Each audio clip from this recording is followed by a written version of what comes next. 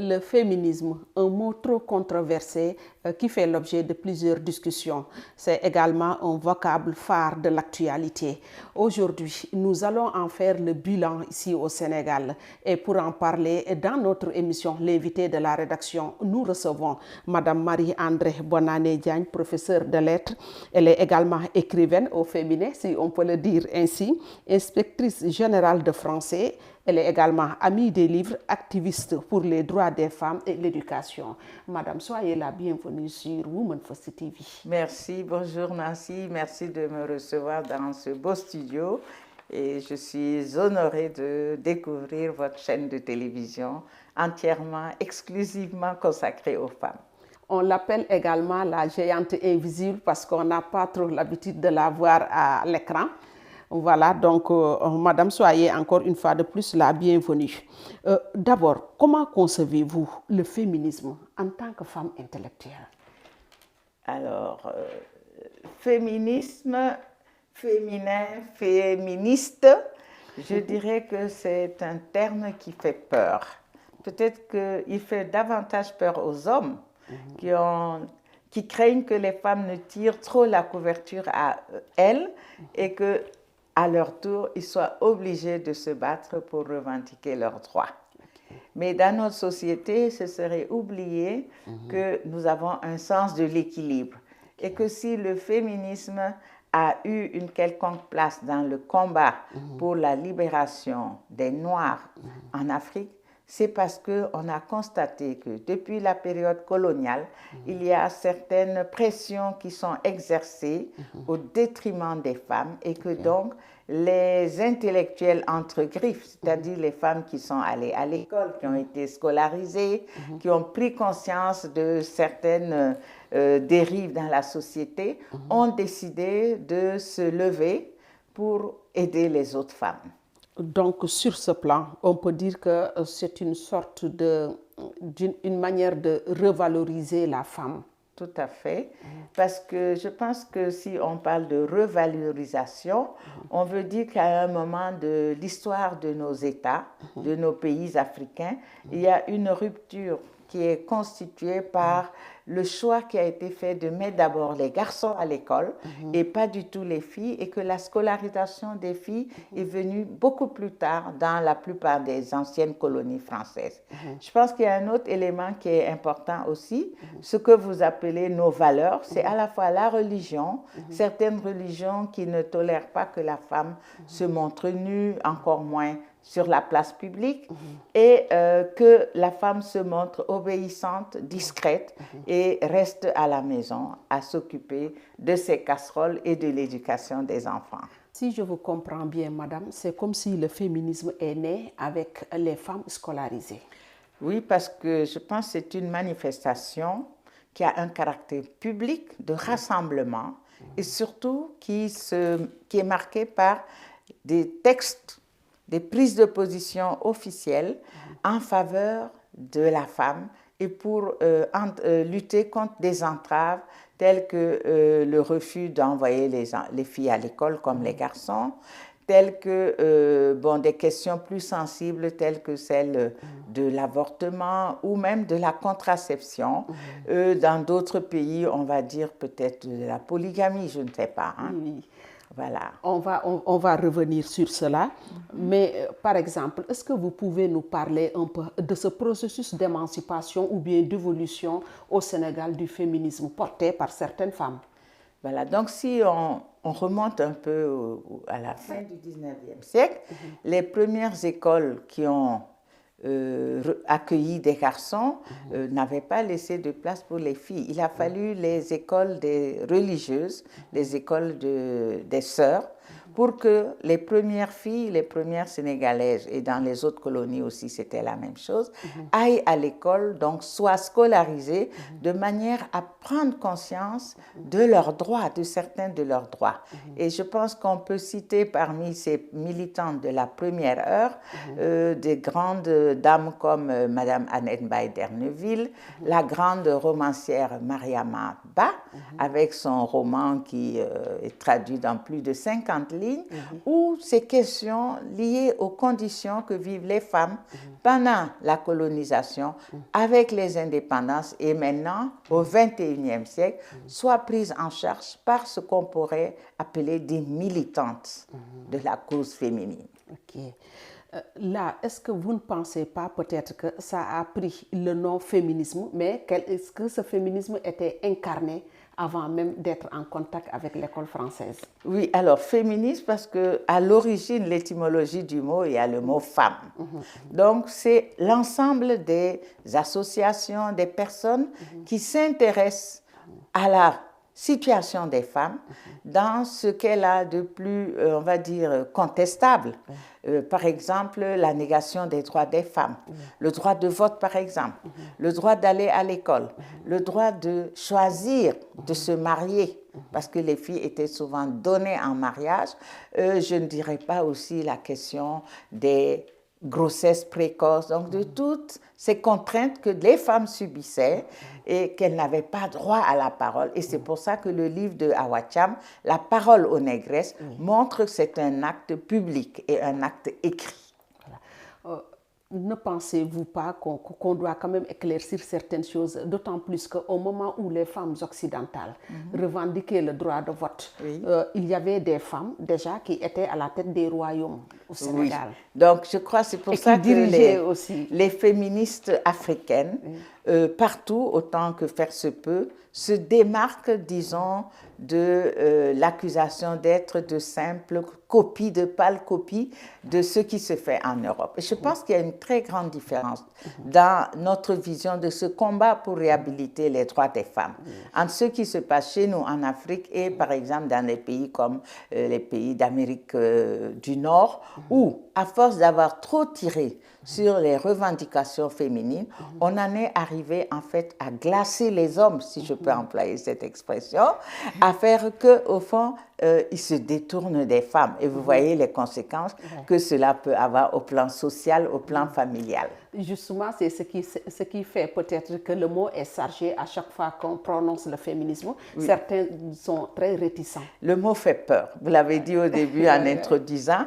Et je me rappelle une petite anecdote. Un jour, j'étais au rectorat et il y avait justement Awa Thiam qui était dans le couloir et un monsieur est passé en la regardant en disant « Ah, ces féministes-là, voilà pourquoi on ne les épouse pas. » Bon, je sais que ce n'est pas particulièrement pour elle, mais les hommes avaient peur peut-être de ces femmes de tête en guillemets qui étaient là pour contrer tous les avantages qu'ils avaient, peut-être des avantages indus dans la société. Voilà. Alors, je prends par exemple le cas des violences faites aux femmes. On a connu des rassemblements extraordinaires, une mobilisation massive dans tout le Sénégal. Les femmes se sont vêtues en blanc, ont défilé, ont marché pour défendre d'autres femmes qui ont été victimes, qui ont été tuées par des violences conjugales, par exemple. Et je me rappelle la toute dernière, c'est le cas de Binta Camara, cette jeune fille donc, qui a été... à Tambacounda. Tout à fait, et donc pendant des mois et des mois, dans Internet, on avait cette lettre posthume de Binta Camara qui rappelle toutes celles qui, on compte le nombre de femmes qui meurent sous le coup des violences dans le monde entier. Et il y en a énormément. Oui. Si le féminisme s'est porté le combat des femmes pour l'égalité des droits, là c'est intéressant. Mais ne pensez-vous pas que l'on doit repenser le féminisme au Sénégal en fonction aussi de nos réalités socio-culturelles? C'est possible. Voilà, je veux dire qu'il y a eu peut-être les années de braise d'un certain féminisme au Sénégal porté par le mouvement Yehui Yehui.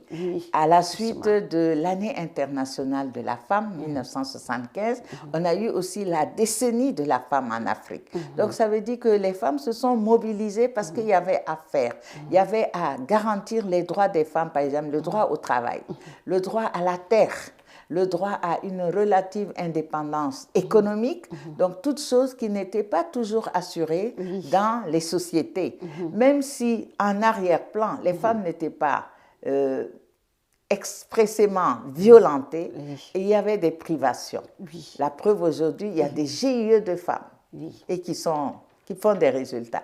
Voilà, c'est juste pour dire quand même, beaucoup pensent que le féminisme constitue un obstacle par rapport à certaines de nos valeurs. Or, moi, je pense qu'on doit l'orienter en fonction de nos valeurs aussi, c'est possible. Oui. Par exemple, on va dire qu'ailleurs, dans d'autres pays, si les féministes revendiquent une espèce de liberté sexuelle totale, Voilà. dans notre société, avec la religion, avec la croyance, il y a un type de comportement qui n'est pas accepté. Je dirais même pas toléré chez les jeunes filles comme les jeunes femmes. Vous parlez de virginité dans certaines sociétés, ils vont vous rire au nez alors que chez nous c'est un titre de gloire peut-être quand une fille se marie et que les Bahiennes sont contentes de dire notre fille nous a honorés. Donc vous voyez, on a des réalités culturelles qui Ce sont... qui peut être normal ici peut être considéré comme voilà, anormal. je me rappelle là-bas. en 2018, nous étions à un congrès des féministes francophones à l'université de Nanterre à Paris. Et dans l'un des ateliers, nous avons avec une collègue et moi assisté à donc une présentation d'un ouvrage dans lequel l'héroïne voulait que son père assiste à sa première relation sexuelle avec un garçon. Alors imaginez, est-ce qu'une jeune Sénégalaise pourrait demander ça à son père? Voilà. Donc vous voyez la différence, que nous-mêmes, nous ne sommes pas d'accord pour étudier ce genre de livres dans nos classes, à plus forte raison pousser nos enfants à le faire. Est-ce que donc notre erreur, ce n'est pas d'importer le féminisme et de nous mettre dans ce que l'on peut appeler d'autres réalités? Je crois que le combat pour les femmes est un combat mondial. Ça veut dire que dans beaucoup de pays, les situations sont pas... Regardez en Inde ce qui arrive aux jeunes femmes. Mais les réalités ne sont pas Et les le simple mêmes, fait madame. de naître fille, le fait qu'une femme n'ait que des filles, comment est-ce qu'on la voit? Que son mari attend impatiemment un héritier. Et il y a un romancier marocain qui a écrit un livre sur la question au point qu'on a masqué le sexe de cette petite fille et on l'a fait passer pour un garçon. Donc, vous savez, il y a un complexe, on va dire... quand une femme n'a pas de garçon, on va tout de suite essayer de lui trouver une coépouse qui pourra en donner. Voilà. Moi, mon problème, c'est que j'ai discuté avec une maman il y a quelques jours de cela. Elle m'a dit que mon souci, principalement, c'est qu'on fasse du féminisme, n'est-ce pas, un choc par rapport à nos valeurs, ou bien qu'on fasse du féminisme quelque chose, en tout cas, qui est contraire à ce qui devait se faire. Ou bien qu'on pense le féminisme comme étant ce que l'on peut appeler une certaine rivalité entre hommes et femmes. Non, je pense que là, c'est une mauvaise vision et une mauvaise interprétation des objectifs de ce mouvement. Voilà donc ce qu'il faut. Et il y a la manière, il y a la façon de le faire. Je vais vous donner un autre cas. Donc, il y avait une conférence à Claire Afrique, université, une librairie qui est à côté de l'université, et le thème était la sexualité dans le couple, abordé par une grande sexologue de l'hôpital, le CTO de Yoff. Et je me rappelle l'expression qu'elle a employée pour évoquer le cas d'une de ses patientes, à qui elle a naturellement posé la question de savoir si elle était heureuse avec son mari.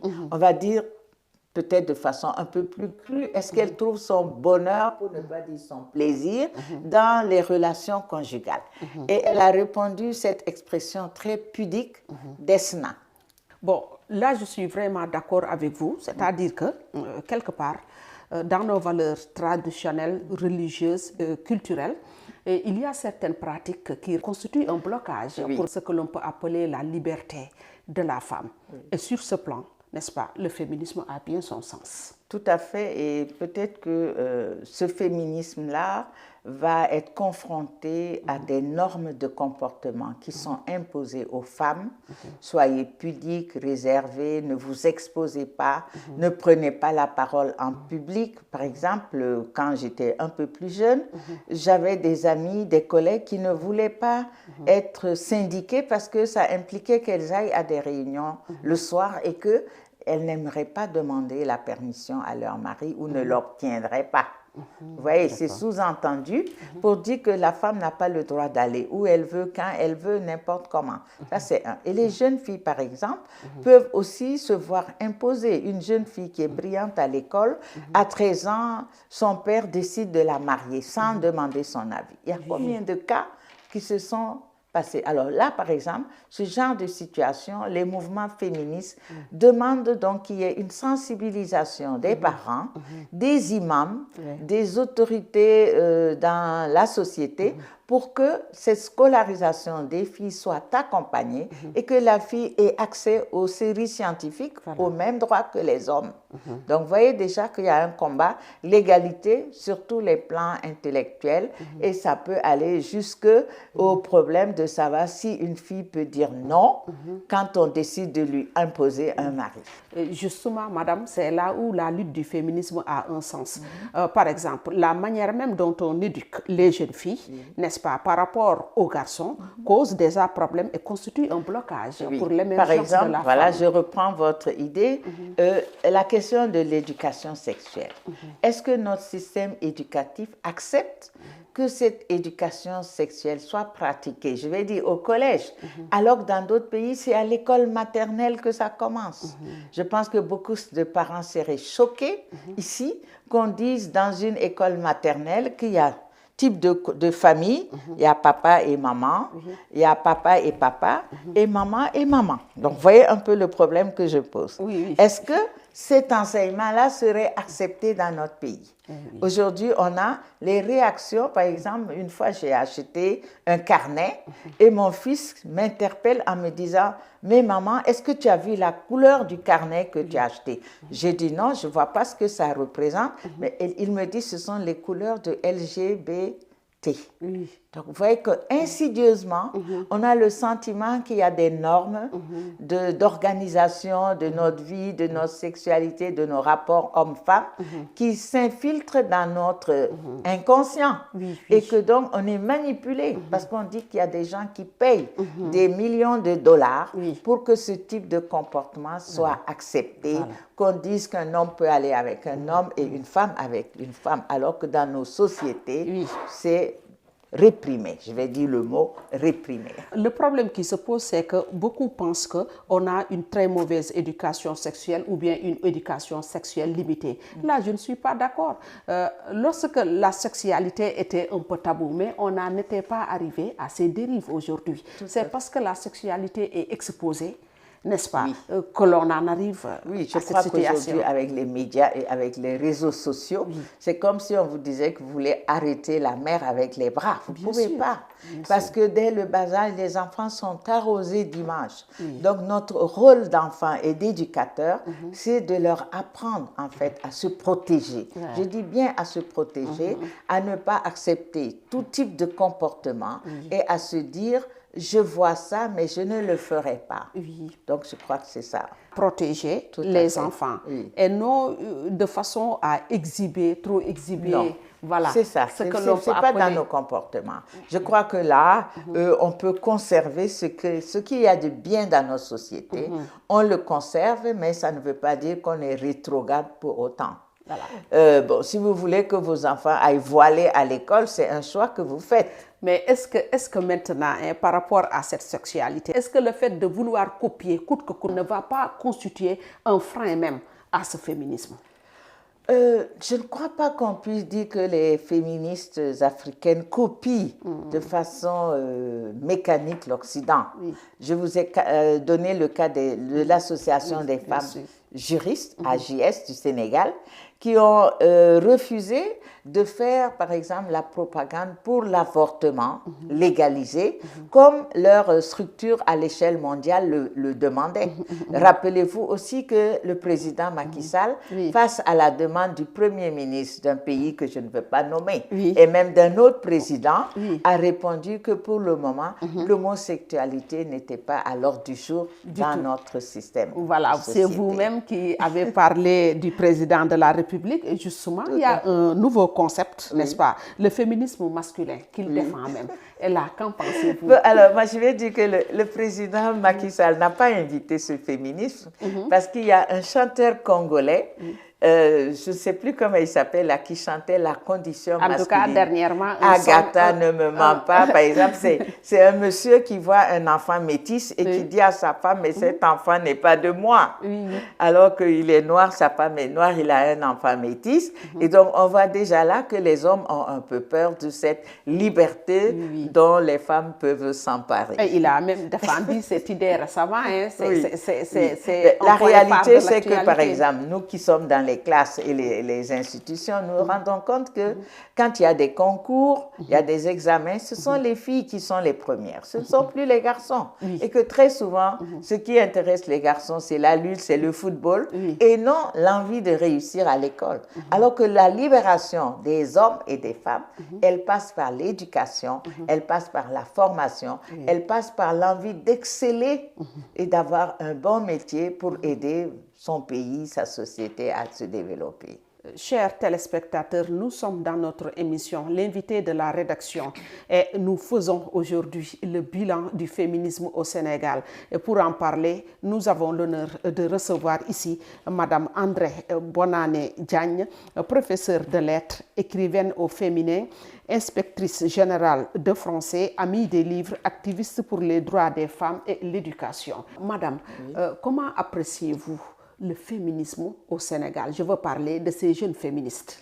Je crois qu'il y a une évolution, pour ne pas dire une renaissance, je préfère le mot de renaissance, qu'on peut lire aujourd'hui, depuis l'année dernière, il y a 2 ans peut-être, dans une nouvelle génération de femmes, des jeunes femmes de 30, 40 ans, qui décident de créer des activités, par exemple, en littérature. Premier festival du livre féminin l'année dernière. On va aller vers le 2e. On a aussi des animatrices de blog, conversations féminines, je ne vais pas faire de la publicité, qui donnent la parole à des femmes, dont la vie est un modèle pour les autres femmes. Mais pour dire aux femmes, ne vous laissez pas enfermer, emprisonnées. Il y en a qui ont souffert, il y en a qui ont été freinées, mais elles ont réussi leur vie. Imitez-les. Voilà, donc donnez les bons exemples, les bons modèles, comme on dit, les bonnes pratiques pour dire que même si dans votre vie vous avez eu un échec, une chute, relevez-vous, il y a toujours de l'espoir. Là, il y a un mouvement aujourd'hui que nous, de l'ancienne génération, nous appuyons. Par exemple, je suis contente que à la mise sur pied du réseau des féministes du Sénégal, on ait cité RFS, de grandes dames comme Madame Marie-Angélique Savané, comme Madame le ministre professeur Ndioro Ndiaye, et tant d'autres qui ont été l'une ministre, l'autre créatrice du mouvement Yehui Yehui, et qui pendant des années, dans différentes structures nationales et internationales, ont milité dans tout le pays et à l'international pour que la femme sénégalaise progresse, comme elle dit, comme vous dites, qu'elle soit en première ligne. Donc, il y a bien une progression et la relève est bien assurée. Et on pense qu'il n'y aura pas de rupture intergénérationnelle. C'est ce qui est intéressant. Que les leçons du passé servent aux nouvelles féministes. Vous l'avez dit vous-même, la semaine passée, il y a la mise sur pied, n'est-ce pas, du réseau des féministes du Sénégal. Et là également, qu'est-ce que ça vous suggère de façon... Donc, c'est à la fois un désir, on va dire, d'exister légalement. Parce qu'un réseau, ça a des statuts et qui seront déposés et reconnus officiellement. Ça veut dire aussi qu'il y a des acteurs, des actrices qui sont mises à l'avant, qui ont un programme. Il y a même une association aussi des femmes leaders. Vous voyez ce mot leader, il ne faut pas l'exclure aussi de votre analyse parce que les femmes veulent compter sur elles-mêmes. Compter les unes sur les autres, c'est encore mieux. Donc là où c'est intéressant, c'est que ce réseau va permettre aux femmes de s'exprimer et de sortir un peu d'elles-mêmes pour pouvoir dire leurs souffrances. Voilà, et que la littérature a joué un très grand rôle dans l'expression de cette souffrance et dans l'ouverture au monde. Parce qu'à partir du moment où un crime est connu, on va dire que le criminel a des chances d'être... rattraper et on va en venir là puisque vous êtes une femme de lettres. Quel rôle a joué la littérature dans le féminisme? Alors, dans ce film, on va dire que les premières femmes scolarisées, j'ai cité Mariama Ba tout à l'heure, se sont engagées à écrire une histoire qui n'était pas la leur à elles seules, mais qui rassemblait, qui était une synthèse de tous les vécus de femmes pour aborder des questions comme la polygamie, comme l'accès à l'école, comme les grossesses précoces des filles. Mais dire aussi que les femmes ont marqué de l'audace. Quand on lit le Baobab fou de Ken Bougoul, à son époque, ce n'était pas facile d'écrire et de dire qu'elle a vécu ces choses. Parce que tout de suite, vous vous attirez ce que vous appelez le regard qui est une censure. Comment ça, tu as osé faire ça? Voilà, alors qu'il faut aussi passer par ce mouvement de rencontre avec son public, avec les lecteurs du monde entier pour dire voilà ce que j'ai vécu et j'aimerais que d'autres femmes ne vivent pas la même chose. Justement, certaines femmes aussi, n'est-ce pas, ont peur de se raconter, elles ont peur de dévoiler ce qu'elles vivent. Et tout ça là, est-ce que vous ne pensez pas que le combat du féminisme doit surtout s'orienter vers une couverture psychologique? Oui, l'accompagnement psychologique, je vais dire, parce que tout à l'heure, je vous parlais de l'association des femmes juristes et de ONU Femmes qui font en sorte que dans tout le Sénégal et ailleurs en Afrique, il y ait des maisons de la justice dans lesquelles les femmes qui sont brimées, les femmes qui ont à se plaindre de tel ou tel comportement peuvent aller prendre des conseils et même porter plainte. Je vais vous donner un autre exemple que j'ai vécu. Du temps du président Thomas Sankara au Burkina Faso, il y avait ce qu'on appelle les CDR, Comité de défense de la Révolution. Et un soir, j'étais en vacances et dans l'immeuble qu'habitait ma sœur, une femme est venue crier au bas de l'immeuble en disant « Je sais que tu es dans cette maison-là, sors, sinon je vais te dénoncer au CDR. » C'est très grave, hein? Oui, ça c'est grave. Pour dire que c'est toute la société qui défend la femme. Oui. Voilà, c'est une mobilisation. Il y a aujourd'hui la loi sur la parité, qu'à l'Assemblée nationale et dans les partis, on veut une femme, un homme, une femme, mais cette un homme. loi sur la parité, on n'en est pas exactement à sa pleine mesure, quoi. On avance tout doucement. On ne peut pas non plus aller trop vite contre le temps. Il ne faut pas aller trop vite parce que là, on risque de trébucher. En tout cas, quand même, par rapport à cette loi, il y a tellement d'acquis et tellement d'avancées. Le Sénégal est quand même c'est profitable.